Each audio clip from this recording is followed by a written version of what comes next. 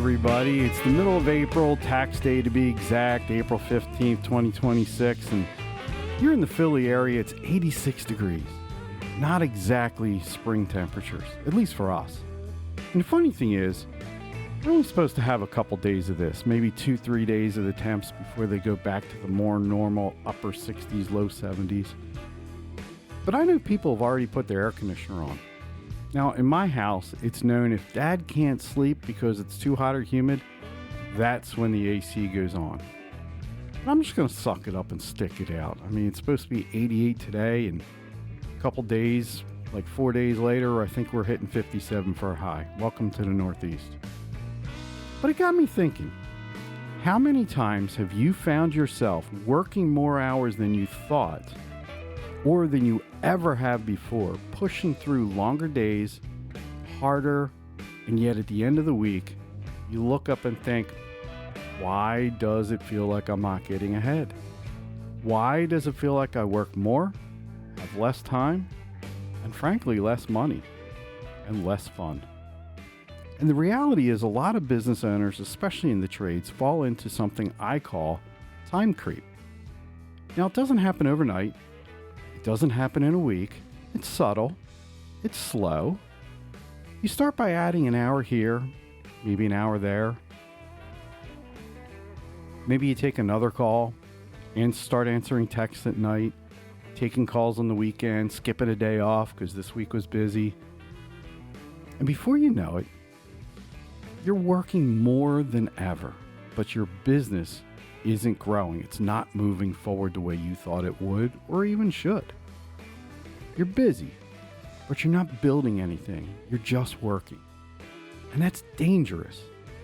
Today, I want to walk you through 5 dangers of time creep, and more importantly, how to avoid them. Because if you don't address this, your business will start owning you instead of serving you. Now, I remember as a contractor during running my HVAC business, I was doing about $600,000 a year at the time. And on paper, things looked really good. Revenue was growing, calls were coming in, and from the outside, you'd think I was winning. But when we sat down with a mentor, he told me something that stuck. He said, "You probably don't remember the last time you had a full day off where you weren't thinking about work, do you?" I mean, I was leaving at 6 o'clock in the morning, getting home 7, 8 o'clock at night, jumping on my laptop to do estimates, billing, scheduling for the next day. Weekends weren't restful. They were catch up. And the crazy part, my profit, my bottom line wasn't getting any better. My stress was going up. My hours were going up.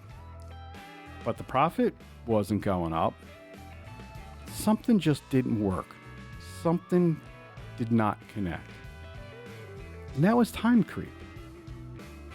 And the first danger is you start confusing activity with progress. Just because you're busy doesn't mean you're building something better. I know a lot of owners think if I can just work harder, things will get better. But the truth is, if your systems are broken, if your pricing is off, if your processes aren't clear, you're working more hours just multiplies the problem. The way to avoid this is simple but not easy. You've got to start measuring the right things. Not just how many hours you worked, but what actually moves the business forward. Did you improve your pricing? Did you fix a process? Did you build a system that will save you time next week? Progress is not more hours. It's better decisions. I recommend pick one process this week that you can improve that will make it easier and less stress on you.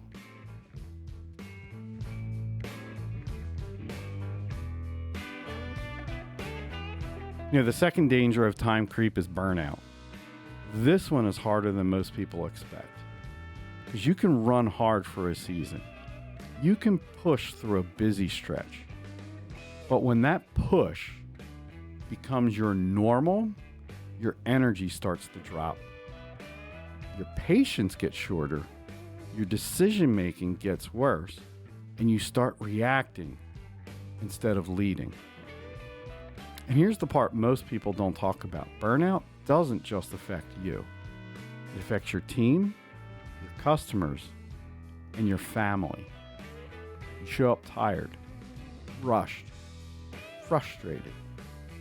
And that bleeds into everything. The way to avoid this is to build margin in your schedule on purpose. You need time where you are not working. You're not answering calls. You're not returning texts to clients. You're not putting out fires. It's not laziness. That's being a leader. And if you don't protect your energy, your business will eventually pay the price.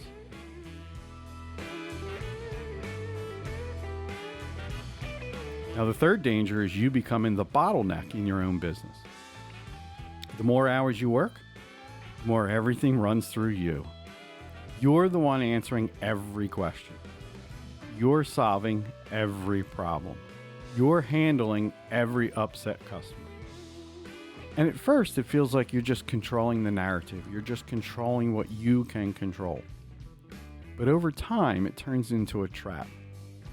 Because now, the business can't move without you. The growth stalls. Remember, you're only as strong as your weakest link. And at this point, you're most likely the weakest link in this situation.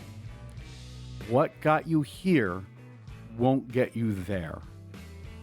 I've seen this over and over again. Owners working 60, 70, 8 hours a week, not because they have to, but because they've trained their business to depend on them for everything.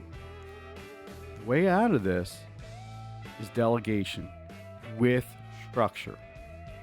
Not just handing things off, but building clear expectations, processes, and systems so your team can operate without you hovering over them. And if everything still depends on you, you don't have a business, you have a job that owns you.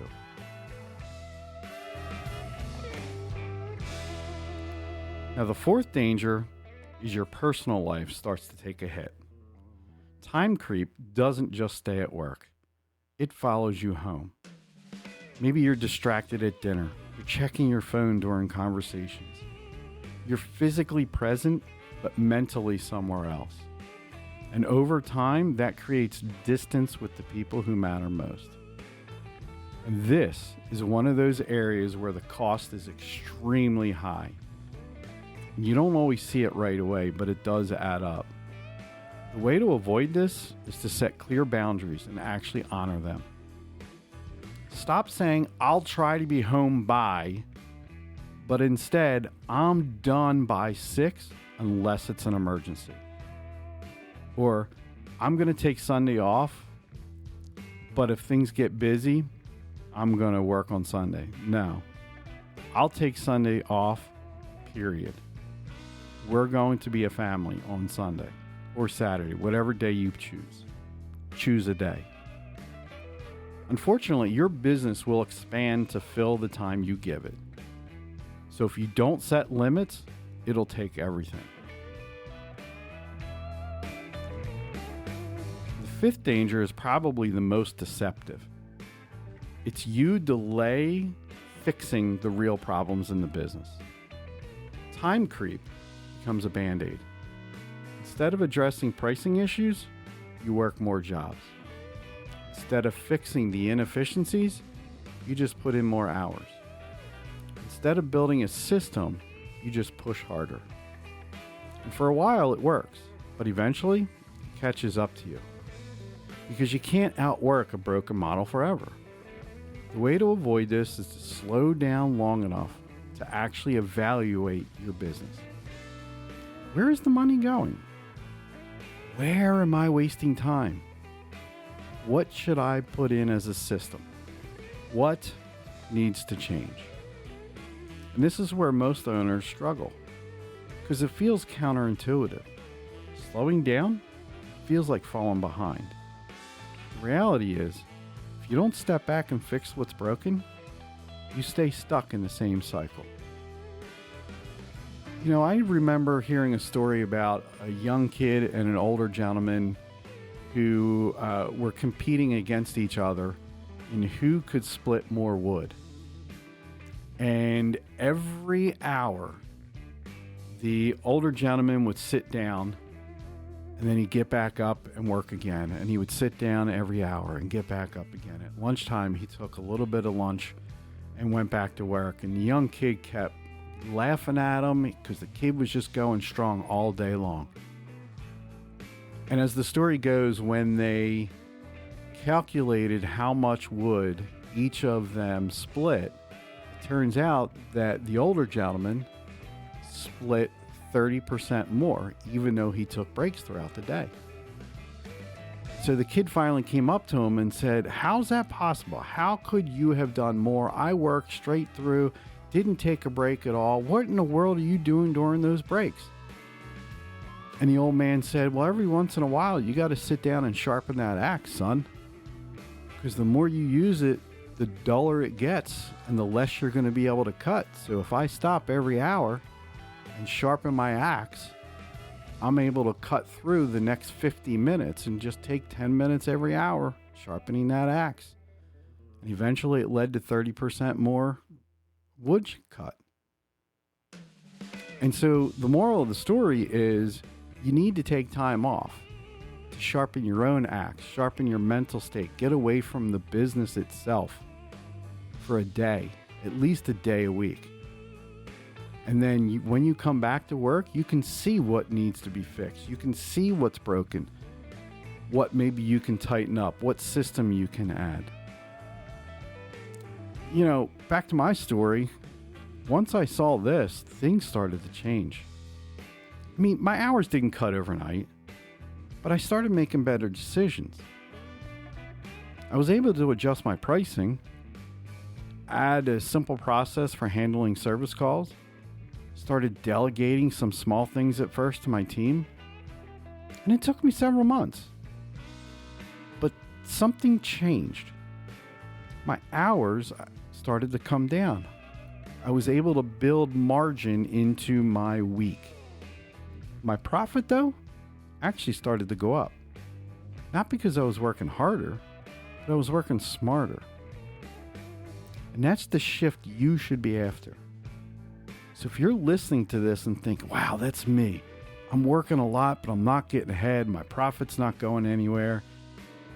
My outgo is going up. I'm spending more money, but I'm not keeping it. I feel like I'm just not doing something right."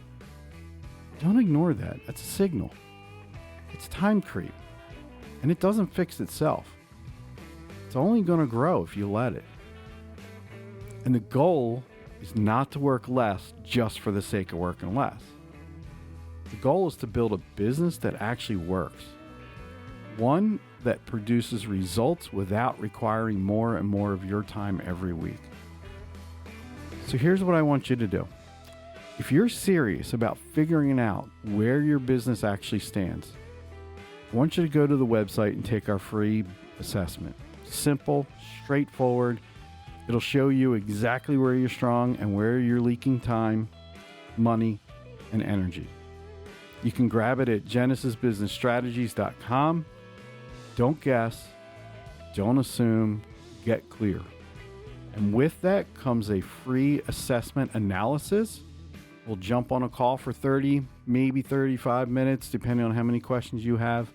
And we'll go over the results of that at no charge to you. It's just how I like to serve our clients that listen to the podcast. Because once you see where the real problems are, you can start fixing the right things first. And that is when your business finally starts moving forward.